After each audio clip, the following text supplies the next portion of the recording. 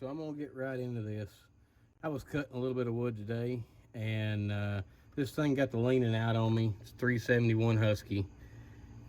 Um, Still run, but here's what happened. The impulse line split on me.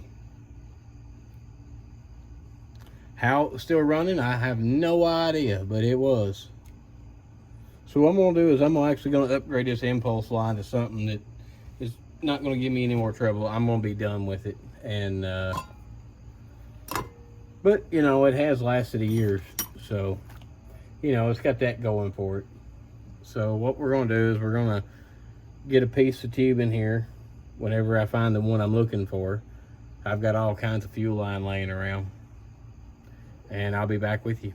So directly behind this intake boot right here is a little nipple that the fuel line goes on, or impulse tube, or whatever. This is actually fuel rated. It's a little bit bigger, it's a little bit stiffer. So I'm going to have to fight it through this hole, which what I guess I'm going to do is I'm going to take my pliers and just, you know, or my knife one. I'll just take my knife. And I'm going to cut this thing off at like a 45 angle.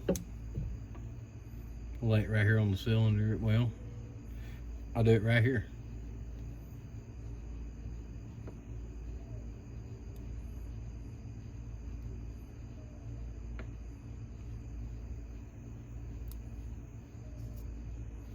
And this stuff is hard. I mean hard.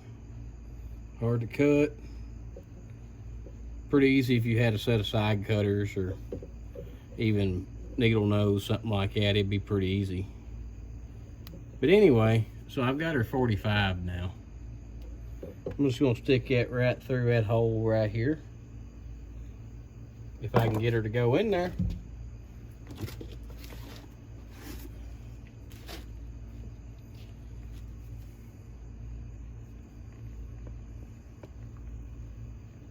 She's awful full.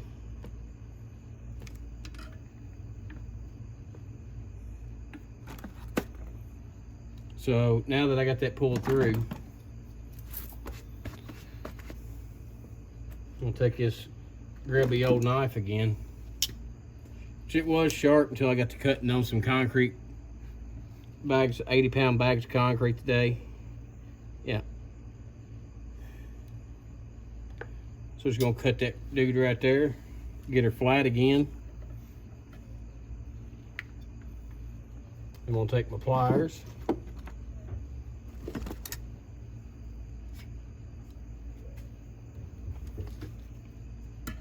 And just grab this thing and put on this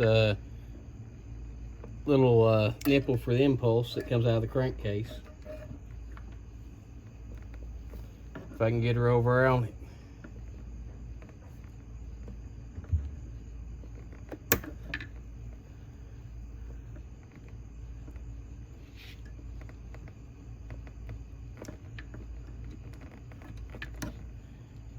And there she is, she's on.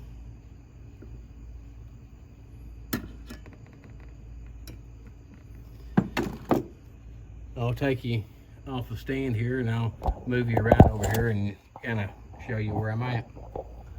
So right in there, there's a nipple on the crankcase on these 371, 372s, 365s.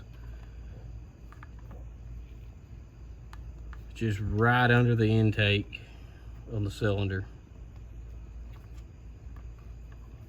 So now what I'm gonna do is I'm gonna cut this hose right here. I'm gonna run it up about that far on that elbow.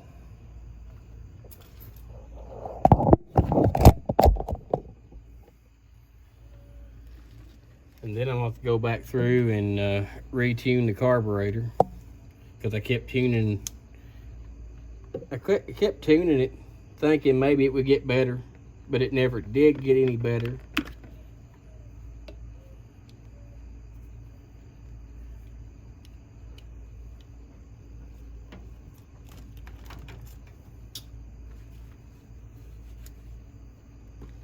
And just because that hose is so short, I'm gonna come back in with pliers.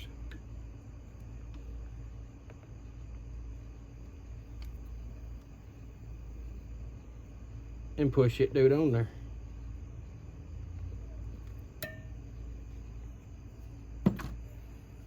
Here's the impulse line installed on this 371.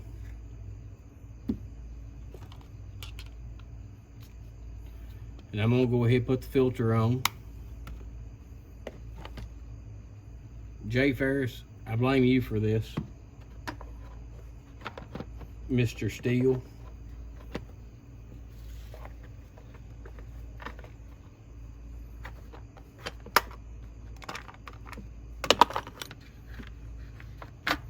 Nah, it's all good.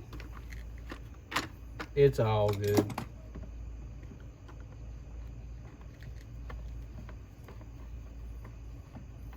The screws on the top cover on a 371, they're still just a regular slotted screw or a Phillips head, just whichever one you have laying around, which I enjoy because I can take a standard size, you know, bar wrench and get after it there.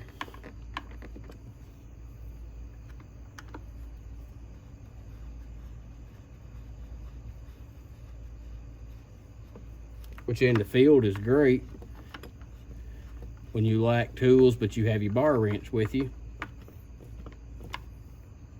And I know Steel likes to do the that old Torx head, the T27 Torx, and a lot of their bar wrenches come with a T27 Torx, but the chain tensioner on them are still a flat bladed screw. We're gonna get her tuned up, and I will be back and show you the results. All right, guys, so got her all tuned back up.